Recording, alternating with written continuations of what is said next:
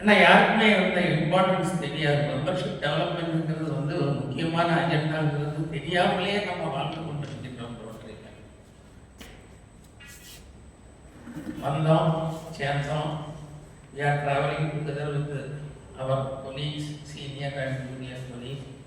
But அந்த membership டெவலப்மெண்ட்டுடைய importance வந்து யாருக்குமே தெரியாது.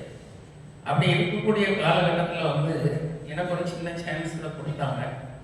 அப்போ வந்து ஆக்சுவலாக ஒரு 10 days 7 or 8 days முன்னாடியே கொடுத்துட்டாங்க. ஸோ நான் வந்து எதையுமே வந்துக்கிட்டு எந்த புக்கையுமே எதையுமே ரோட்டரி சிஓஎல் எதையுமே ரெஃபர் பண்ணல. என்னுடைய எக்ஸ்பீரியன்ஸ் எடுத்து இத்தனை வருஷத்தில் வந்துக்கிட்டு இந்த ரோட்டரியுடைய மெம்பர்ஷிப் டெவலப்மெண்ட் ஏன் முக்கியம், எதுக்காக முக்கியம், அதை ஏன் நம்ம இம்பார்ட்டன்ஸ் கொடுக்கணுங்கிறத ஒரு சின்ன ஒரு ஷார்ட் அண்ட் ஸ்வீட்டாக ரெடி பண்ணலாம்னு நினச்சேன். அப்போ மேடத்திட்ட சும்மா கேட்டால் எல்சிடி ப்ரொஜெக்ஷன் உண்டாங்க. Of course I expect a huge crowd because a club combined meeting of two major clubs. Anyhow, அப்போ வந்து projection இல்லைன்னாங்க. somehow she had made arrangement of the projection and அது வந்து ஏன்னா ப்ரொஜெக்ஷன் என்னன்னா சார் நம்ம வந்து காலையிலேருந்து சும்மா இருக்கிறது கிடையாது. யாருமே சும்மா இருந்து இது வந்து மீட்டிங் வந்தவங்க கிடையாது. காலையில் எழுப்புவோம், மினிமம் எக்ஸசைஸ், சிலர் ஷட்டில் போகலாம். கபடியெல்லாம் இன்னும் வந்துக்கிட்டு கபடியை கம்பெனிலாம் கூட வாங்கிக்குவாங்க, இன்னும் வாக்கிங் போகிறது. அது பிறகு பிஸ்னஸை பார்ப்போம். நம்முடைய எஃபிஷியன் ரொம்ப எஃபெக்டிவாக பார்க்குறது மாதிரி, எஃபிஷியன் பார்க்குறது மாதிரி மிக அருமையாக நம்முடைய தொழிலை பார்ப்போம். மத்தியானம் சிலர் ஒரு 10-15 மினிட் அல்லது 1 hour உறங்குவாங்க. அதை தவிர எல்லாருமே வந்து உமன் ரொட்டேரியன்ஸ் கட்டாயமாக வந்து வீட்டு வேலையும் பார்ப்பாங்க. எல்லாம் பார்த்துக்கிட்டு ரொம்ப டயர்டாக வந்து இருக்கும்போது ஒரு மொனோட்டனஸ் ஸ்பீச் மட்டுமா நம்ம கேட்டுக்கிட்டதுனால அது கட்டாயமாக வந்து ஒரு அப்ரிசியபிள் ஒரு ஐட்டமாக இருக்காது. அது என்னுடைய ஒரு தாழ்மையான கருத்து. ஏன்னா காது வந்து செவிடாயிரும், கண் குருடாயிரும், சரிதானே? ஆனால் இப்போ நம்ம கான்ஃபரன்ஸ்கள் எல்லாம் முதல்ல நல்லா எந்தூசியாஸ்டிக்காக கேட்போம். செகண்ட் டேலாம் காது கண் எல்லாமே குருடாயிடும். குருடானாலும் வந்து ஒரு ரொட்டீனாக இதெல்லாம் அப்சர்வேஷன் பண்ணிகிட்டே இருக்கும்.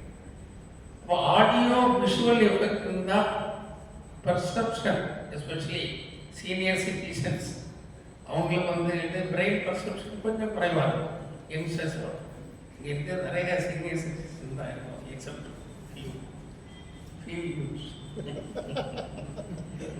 அதனால வந்து அந்த ஆடியோ விஷுவலுடைய இம்பார்ட்டன்ஸ். ஏன்னா இந்த ஐஎம்ஏல வந்து மெடிக்கல் ப்ரொஃபஷனில் வந்து ஆடியோ விஷுவல் ரொம்ப யூஸ் பண்ணுவோம். அது வந்து அதனால வந்து அதை யூஸ் பண்ணலான்னு நான் சின்ன முடிவு தான். உண்மையிலே அரேஞ்ச் பண்ணுறதுக்கு உண்மையிலே ரொம்ப தேங்க்ஸ்.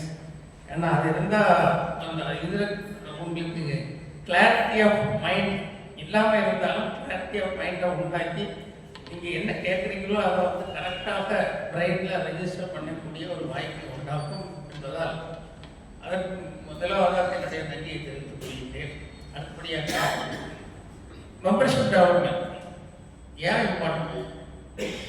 மெம்பர்ஷிப் டெவலப்மெண்ட் இல்லைன்னா என்ன ஆகும்? we will not be progressing further. அதுக்குள்ளே சில ஸ்லைட்ஸ் அப்படி இது வச்சு உங்களுக்கு காரியங்களை சொல்கிறோம். அதுக்கப்புறம் உங்களுக்கு டவுட்ஸ் ஏதாவது இருந்தால் என்ன டவுட்ஸ் தைரியமாக கேட்கலாம்.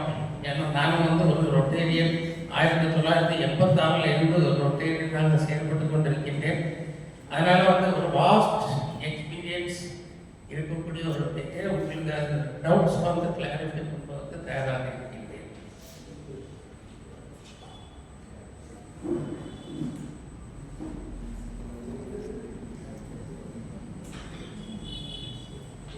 உங்களுக்கு தெரியும் ரோட்டரி இப்போ எப்படி இருக்குன்னா ஒரு 4 புக்கு ரோட்டில் நம்ம போகும்போது என்ன பண்ணுவோம்? ஃபார் எக்ஸாம்பிள் 3 புக்குமே வச்சுக்கோம். போத்தீஸ் கார்னரில் வந்து அந்த அந்த ரவுண்டாக மேலே போகும்போது ஃபாஸ்ட்டாக நம்ம வந்துட்டு என் டிரைவர் வந்து கேபி ரோட்டில் ஃபாஸ்ட்டாக வந்துட்டு இருப்பார். அதில் வந்த உடனே ஒரு ஸ்லோ டவுன் பண்ணுவார்.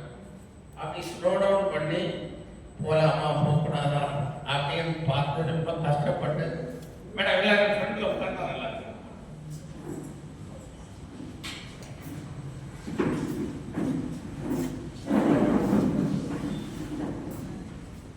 அதான் வந்து ரோட்டரி பொறுத்தவரையில் இப்போ ஒரு பெரிய ஒரு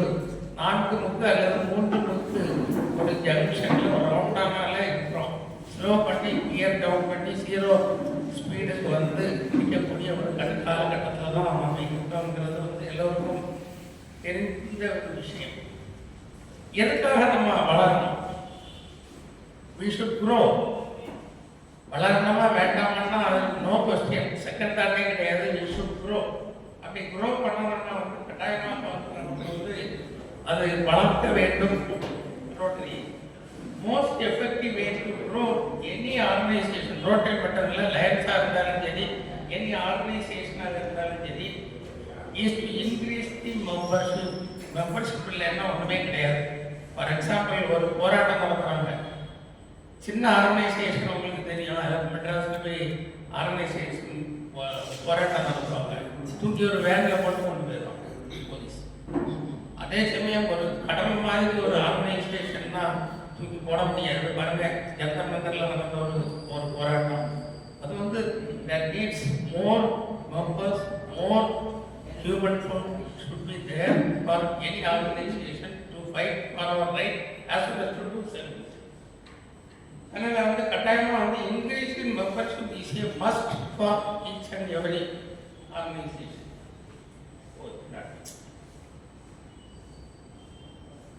ரோட்டரிக்கு என்ன வந்து ரெண்டே பவர் தான் சார். ஒன்று மேன் பவர், உங்களை மாதிரி மெம்பர்ஸ், ஆஃபீஸ் பேரர்ஸ், பிடிபிஸ் எல்லாரும் தான் மேன் பவர். ரெண்டாவது மணி பவர். மணி நம்ம கொஞ்சம் ஸ்பெண்ட் பண்ணால் தான் அவங்களுக்கு நம்ம சர்வீஸ் பண்ண முடியும், சர்வீஸ் பண்ணால் தான் அதுக்குள்ள தாக்கத்தை உண்டாக்க முடியும். அதனால் வந்து man power and money power. Man பவரில் முக்கியமாக வந்து மேன் பவர் வந்து கட்டாயமாக வந்து க்ரோத் இருக்கணும். மேன் பவரில் க்ரோத் இல்லைன்னா, அதாவது வளர்ச்சி இல்லைன்னா எந்த ஒரு ஆர்கனைசேஷனும் சஸ்டெயின் பண்ண முடியாது. அதுக்கு அடுத்தபடியாக வைட்டாலிட்டி. வைட்டாலிட்டினா பிகர்னஸ் ஆஸ் வெல் அஸ் வந்துக்கிட்டு ஒரு ஒரு ஒரு லைவ்லினஸ் ஒரு கிளப்புக்கு இருக்கணும்னா மெம்பர்ஷிப் கட்டாயமாக கூட வேண்டும். பழைய ஆட்களை, பழைய பவுன்களே நீங்கள் பார்த்துட்டு இருந்தீங்கன்னா நீங்களும் ஓல்ட் ஆகிடும். அடுத்தபடியாக getting new members is a ongoing process in Rotary. நம்ம ரோட்டரியில் வந்து நமக்கு தெரியாமலே செய்யணும். ஆனால் பட் இப்போலாம் நம்ம செய்யறதில்லை. கடந்த 15 வருடங்களாக மெம்பர்ஷிப் டெவலப்மெண்ட் நம்மகிட்ட ரொம்ப வீக்காக இருக்குது. சில ஆர்கனைசேஷன்ஸ் வந்துக்கிட்டு அதில் மெம்பர்ஷிப் டெவலப்மெண்ட் இல்லாமல் வந்து அழியக்கூடிய நிலையில இருக்கிறதே பார்த்துட்டு இருக்கோம். பட் நம்முடைய மெம்பர்ஷிப் வந்து 15 வருஷங்களாக அப்படியே இருக்கு, கீழே போகலை. அது ஏன் கீழே போகலைன்னா, நமக்கு ஃபாரின் கண்ட்ரிஸில் கீழே போயிடுச்சு. பட் சவுத் ஏசியா ரீஜியனில் வந்து என்ன ரோட்டரிக்கு நம்ம கான்ட்ரிபியூஷன் கொடுத்துக்கிட்டே இருக்க, நியூ மெம்பர்ஸ் கொடுத்துக்கிட்டே இருக்கிறதுனாலையும், ரோட்டரி நம்ம இந்தியாவை கொடுத்துட்டு இருக்கிறதுனாலையும் வந்து நம்ம வளர்ந்துக்கிட்டே இருக்கிறதா நினைச்சுக்கிட்டு இருக்கோம்.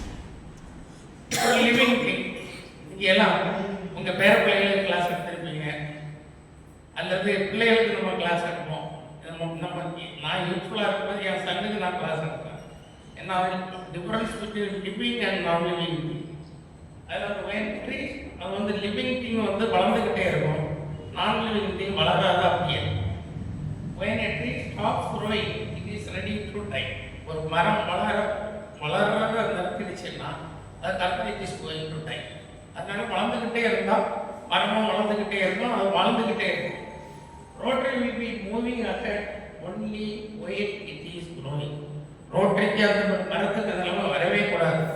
அது வந்து எவர் க்ரோயிங் ஒரு ஆர்கனைசேஷனாக இருந்தால் தான் it can do its level best to the public and Needi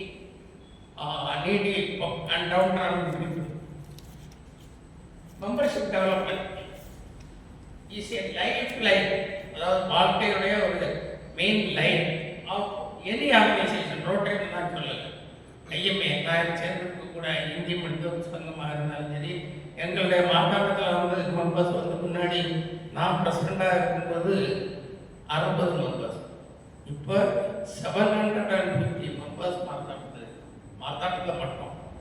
எதுக்கு சொல்கிறேன்னா, that means IMA is growing and living. அடுத்தபடியாக growth is vital for any organization. repeatedly நான் சொல்லிட்டு இருக்கேன். It is a sign of any living thing. வளரக்கூடிய membership வந்து 3 modes இருக்கு. ஒன்று வந்து உங்கள் சங்கத்தில் நீங்கள் புது மெம்பர்ஸை வருத்தி அவங்கள இன்டெக்ட் பண்ணி அவங்கள டெவலப் பண்ணி எடுக்கிறது. That is best method. ஏன்னா உங்கள் கிளப்புக்கு ஏற்றபடி உங்கள் கிளப் பாரம்பரியத்துக்கு ஏற்றபடி நீங்கள் நல்ல மெம்பர்ஸை எடுத்து செலக்ட் பண்ணி நல்லபடியாக வந்து அவர்களை வந்து ஒரு டேம் பண்ணி டியூன் பண்ணி கொண்டு வரக்கூடியது நம்மளால் முடியும். அதனால் அது தட் இஸ் பெஸ்ட். அதுக்கு அடுத்தபடியாக ரிட்டன்ஷன் ஆஃப் எக்ஸிஸ்டிங் மெம்பர்ஷிப். எனக்கு தெரியும், இந்த நாவல் கிளப்பாக இருந்தாலும் சரி, எந்த ஒரு கிளப்பாக இருந்தாலும் சரி, மார்த்தாண்டமாக இருந்தாலும் சரி, we lost so many vital, important, dynamic people. இப்போ அவரோட அசீம் சார் வந்திருந்தாரு. ஒரு காலத்தில் அவரோட கான்ட்ரிபியூஷன் எனக்கு நல்ல ஞாபகம் அறிய. அவர் வந்து எனக்கு ஒரு இன்ஸ்பிரேஷனல் கோர்ஸாக இருந்தவர் அசீம் சார். பட் அஃப்கோர்ஸ் வந்தாரு, எங்களை பார்த்து ட்ரீட் பண்ணிட்டு ஆளாப்பான். எதுக்கு சொல்கிறான்னா, ரிட்டன்ஷன் ஆஃப் மெம்பர்ஷிப்.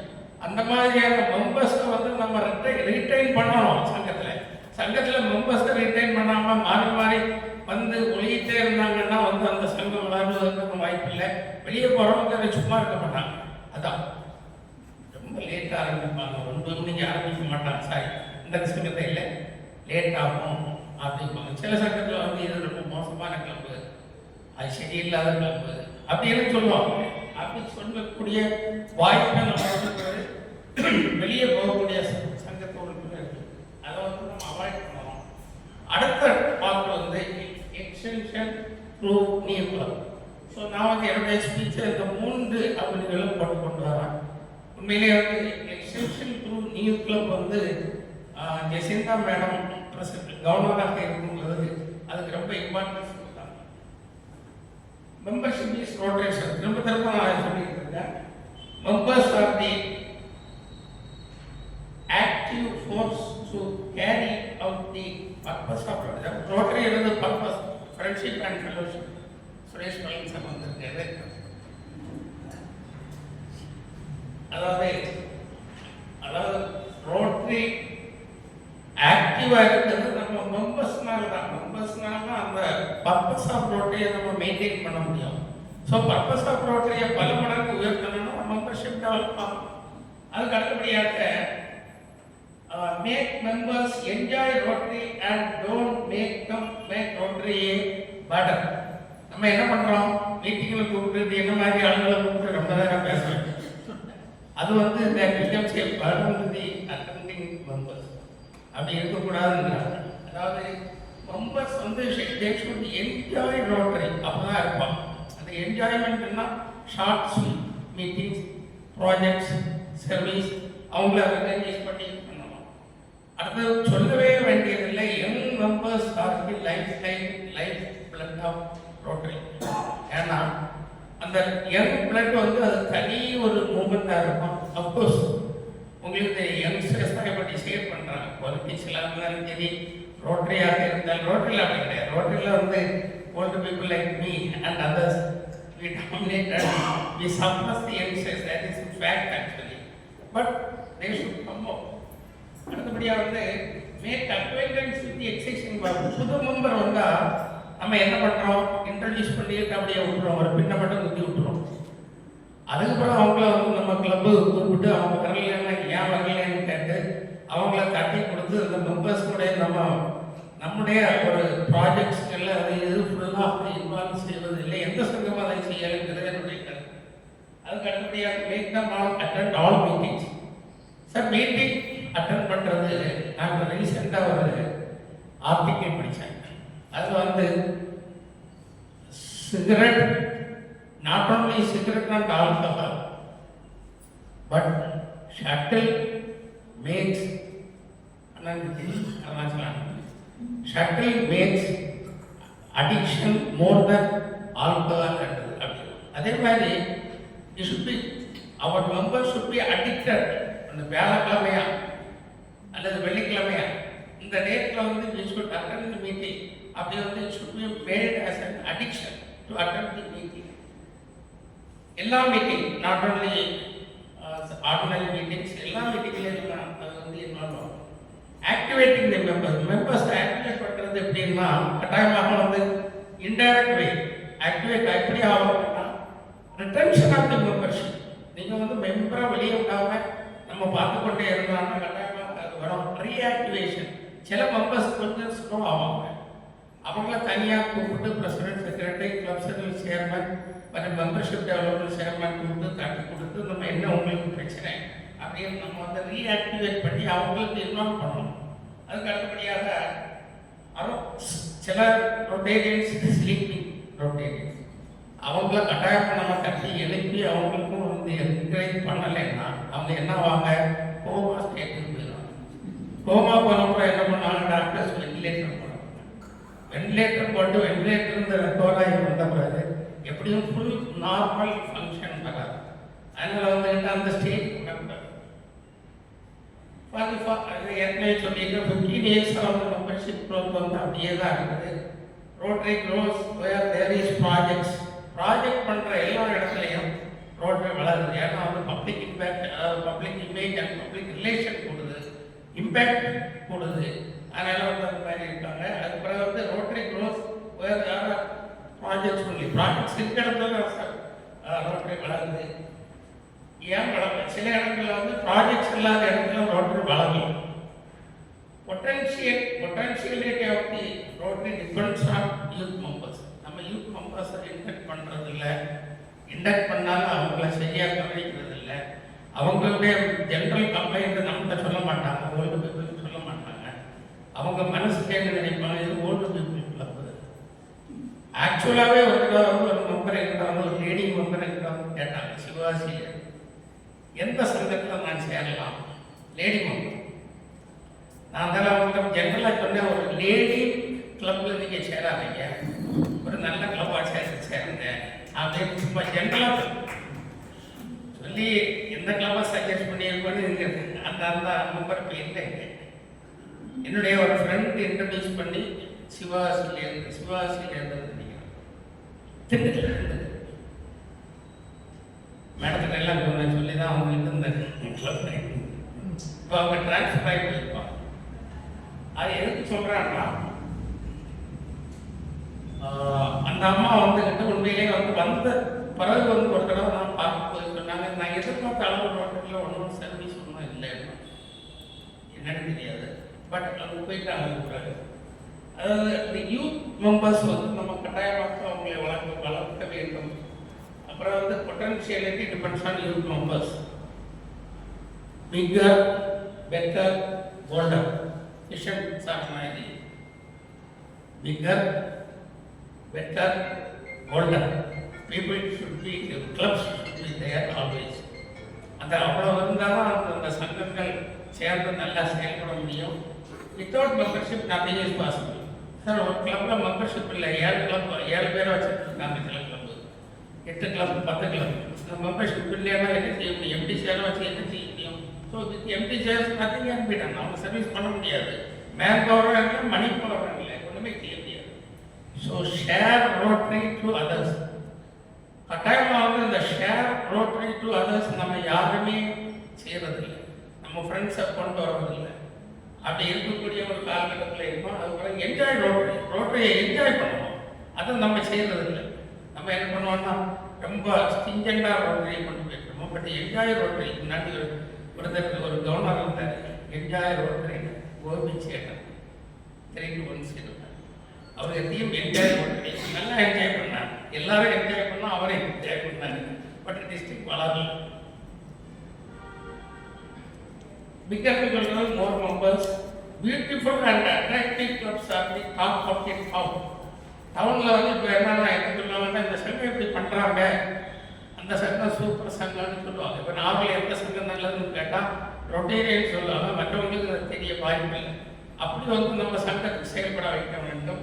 அடுத்தபடியாக visibility of Rotary depends on the effectiveness of the club